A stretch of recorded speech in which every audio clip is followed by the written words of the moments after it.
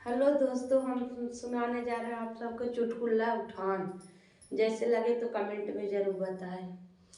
आई आई सावन ऋतु आई, ललन ऋतु आई, होरिल घड़ी आई, कि सासुरानी आना पड़ेगा।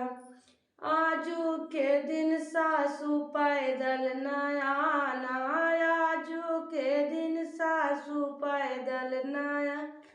आगे से भेजब खटिया, पाछे से फटिया, कि सासुरानी आना पड़ेगा।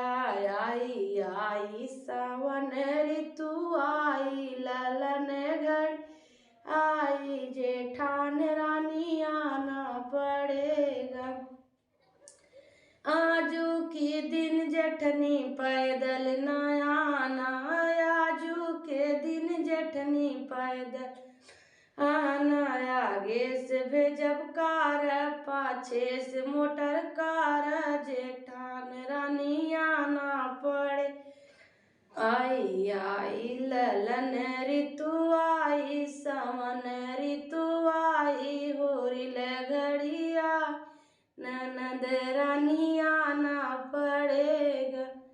आजू के दिन नंदी पैदल न आना, आजू के दिन नंदी पैदल।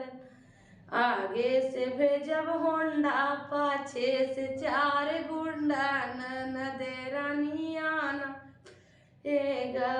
आई आई ललन ऋतु आई, सावन ऋतु आई, होरिल घड़ी आई, गोतिन रानी आना पड़ेगा।